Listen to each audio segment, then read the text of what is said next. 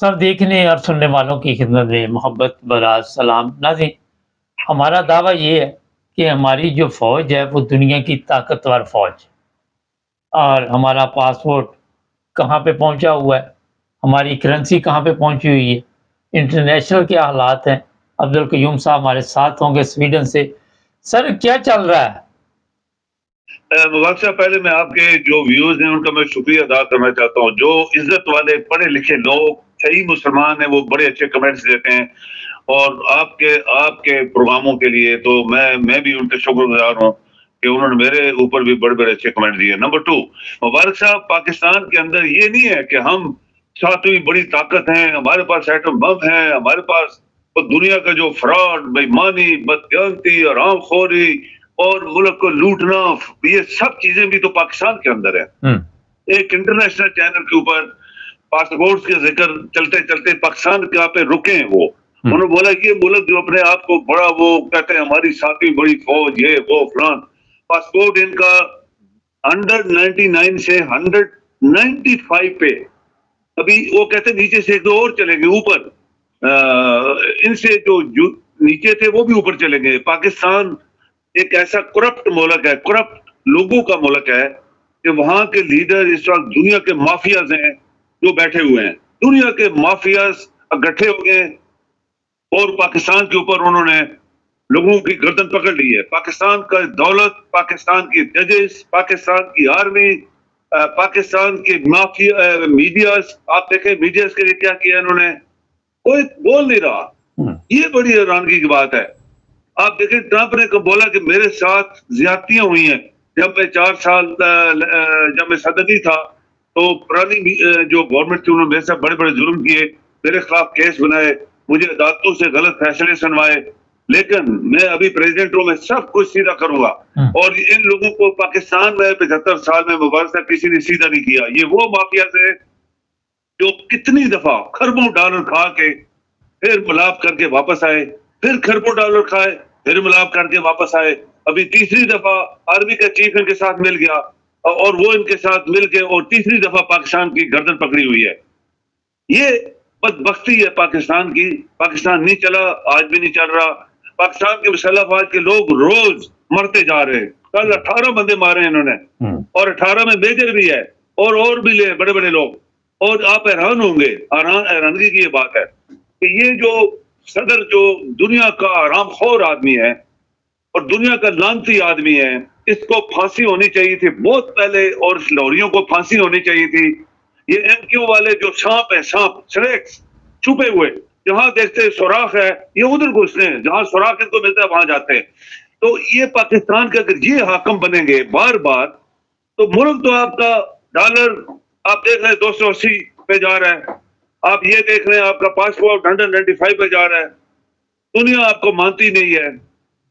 European union वालों ने इनको धमकी मारी है कि हम तुम्हारा जीएसपी जो होता है वो सर्टिफिकेट जिसमें वो इनको माफी मिली हुई है कस्टम की, वो हम दोबारा लगा देंगे तुम्हारे ऊपर, क्योंकि तुम्हारा काम भी कोई सही नहीं है। लोगों को धोखा दे रहे। ये शाह, मैं कुरान का हाफज और शाह, इट्स फ्रॉड। मुबारक साहब ये बहुत बड़ा फ्रॉड है। मैं शाह हूं, मैं हाफज हूं। तो आर्मी का चीफ अगर होता सही तो ये क्यों हमारे बंदे रोज मार रहे हैं? इसको अगर गैरत होती तो ये रिजाइन करता। इस काबिल नहीं है। जब नालायक लोग सिफारिश करवा के चीफ ऑफ आर्मी स्टाफ बनते हैं तो उसकी मिसाल है क्या नहीं, कितनी दुनिया उसने मरवाई थी। एबटाबाद में अमेरिका के मार के चला गया तो ओसामा को, जिसको पता नहीं था, पता था उसको, वो पैसे खा गया। इसके बाद आप देखिए दूसरा बंदा है वो भी इसी तरह था। आज वो सऊदी अरब में बना हुआ है, उनके फौज मुसल्लह सारी इस्लामी फौज का कमांडर, और जो फलस्तीन के साथ हुआ वो दुनिया ने देख लिया। ये सब फ्रॉड है। इसके बाद तीसरा बड़ा फ्रॉडी आया, चौथा आ गया। तो आप देखें जब दुनिया में मुसल्लह फौज किसी का पता ही नहीं होता उसका चीफ ऑफ आर्मी स्टाफ कौन है। मैं स्वीडन रहता हूं, ये जमहूरी मुल्क है, ये दुनिया की वेलफेयर स्टेट है, ये दुनिया में माने हुए लोग हैं जो कानून के ऊपर चलते हैं। इनके चीफ ऑफ आर्मी स्टाफ का मुझे कोई नाम याद नहीं है मुबारक साहब, मैं देवदारी साहब को बता रहा हूँ। आप ये देखें चाइना में किसी को पता नहीं है। ये कौन लोग हैं जो हमारे ऊपर हावी हो गए हैं? तो ये पाकिस्तान के लोग क्या कर रहे हैं? मेरा मतलब है आपके आपके ये जो जजेस है ये बेईमान, धोखेबाज, लानती, आइन के मुजरम, इनको भी इसी तरह फांसी लगनी चाहिए। लेकिन लगाएगा कौन? ट्रंप जैसा बंदा, उसने बोला मेरे से बहुत जुल्म हुआ है, लेकिन याद रखें वो कहता मैं अभी वे फैसले कर करके लोगों की सारा बैलेंस करूंगा जो मेरे साथ हुआ है, जो लोगों के साथ हुआ है। तो इसी तरह ट्रंप की तरह कोई बंदा हमारे मुल्क को मिल जाए, आपके मुसल्लफ, आपके रिटायर्ड जनरल्स, जिनको सिफारशी जब चीफ ऑफ आर्मी साहब बनते हैं तो उनको शर्मनाक तरीके से रिटायर किया जाता है और वो चुप करके घर बैठ जाते हैं। काबल तरीन लोग आज तक पाकिस्तान के लोगों को चीफ ऑफ आर्मी स्टाफ नहीं बनाएगा। ये जो चश्ती अभी तक जिंदा है, उसने भी बेईमानी की थी और जियाउल हक के साथ मिलके मार्शल लॉ लगवाया था।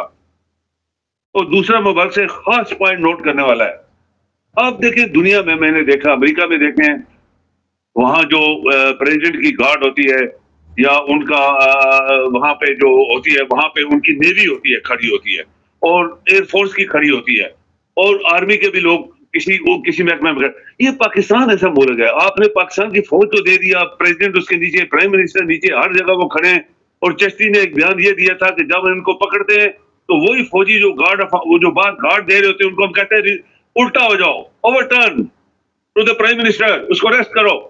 तो क्यों आपकी नेवी एयरफोर्स को वहां पे नहीं बिठाया गया, ताकि कम से कम वो तो आंकड़े ना उनके सामने, क्यों इसको पकड़े हम वजीर आज़म, क्या इसने जुर्म किया?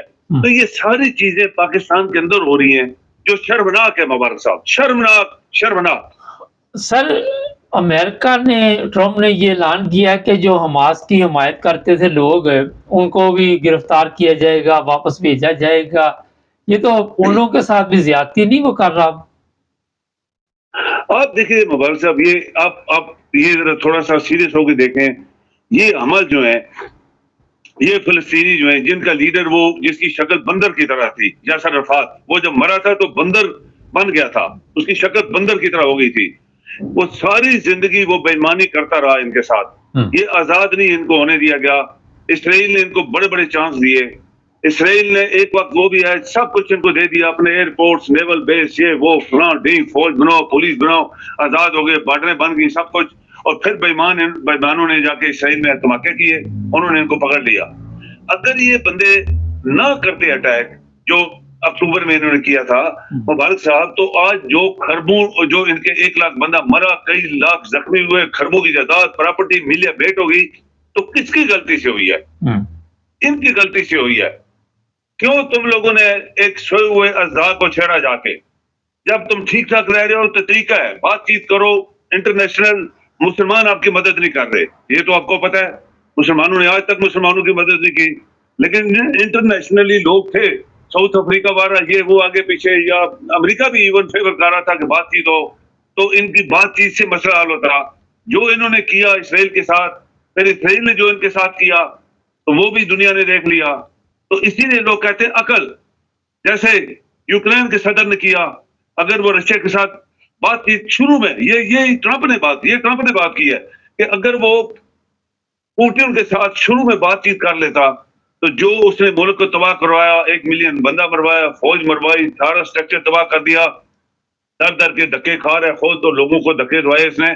ये ट्रंप के अल्फाज हैं। ये अकल की बात होती है मुबारक साहब। जब मुसलमान टर्रे मारते हैं, मुसलमानों की टर्रे बहुत मशहूर हैं।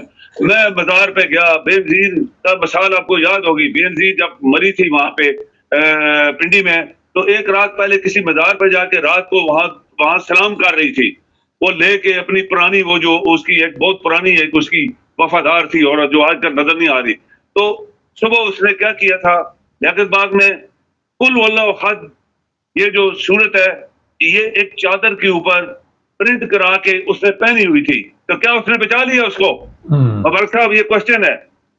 बेईमान लोग जो होते हैं, मुनाफिक लोग जो होते हैं, जो मुशरिक लोग होते हैं, जिनके ऊपर अल्लाह की लानत होती है, अल्लाह कभी उनको बख्शता नहीं है। मुबारक साहब, आज पाकिस्तान के जो हालात हैं, उनके लिए एक नया ट्रंप चाहिए हमें, जो ना तो किसी जनरल के बेटा हो, ना सियासतदान का, मुल्क का वफादार हो, जो खींच खींच के लोगों को वो ट्रंप अपने मुल्क में लेके आ रहा है बिजनेस, ये वफादारी की निशानी है।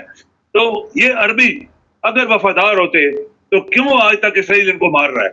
इसीलिए कि ये बेईमान लोग हैं, अंदर से मुनाफिक हैं, तो उनको मार रहा है। उनकी मार अपनी, मैं आपको बताऊं मुबारक से खास फिक्रा में तो रहने वाला हूं। मैं शाम में था तो एक बंदे ने मुझे कहा कि अगर इसराइल पैदा ना होता तो ये अरबी सारे नंगे हो जाते, इनकी औरतें सड़क पे नंगी होती, ये कुदरत ने पैदा किया इसराइल इनके लिए कि इनको डराने के लिए, तो ये फिर थोड़े से बचे हुए हैं, वरना तो 99% आपके अरब जो है वो सारे जो है वो गाने गा रहे हैं, डिस्को कर रहे हैं, नंगी उनकी औरतें टीवी पे बैठी हैं, उनके हालात देख लेना। ये कुदरत की मार है इनको, मैं ऐसे बोलूंगा मुबारक साहब। बहुत शुक्रिया सर। जी मेहरबानी। नाज़रीन, जो फ़लस्तीन हमास का मसला है वो सेम यूक्रेन का ही है।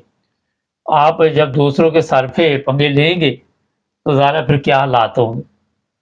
ये जब काम डाला गया था, जिस तरह अभी साहब ने बताया, तो मैंने उस वक़्त कहा था कि ये इस काबिल नहीं है, बल्ले, बल्ले, बल्ले बड़े नारे लगाने शुरू कर दिए थे कि हमने ये इसराइल पे हमला कर दिया। सबसे पहले अपनी ताकत का देखें कि आपके पास ये ताकत है कि किसी के साथ आप लड़ाई झगड़ा कर सकें। यूक्रेन ने भी यही गलती की। तो दूसरों के टुकड़ों पे पलने वाले कभी कामयाब नहीं होते। यहाँ पाकिस्तान की मिसाल मैं दे नहीं रहा, लेकिन आपको समझ आ गई होगी। पाकिस्तान की भी यही हालत है। आपको इसका मैं रोज़ाना कुछ ना कुछ बताता रहता हूँ। तो सबसे पहले अपने अंदर इतनी ताकत कायम होनी चाहिए कि आप किसी का मुकाबला कर सकें। पाकिस्तान में जो हालात चल रहे हैं अभी, बड़े अच्छे तरीके से आपको बता दिया गया, मगर उनको समझ नहीं आएगी।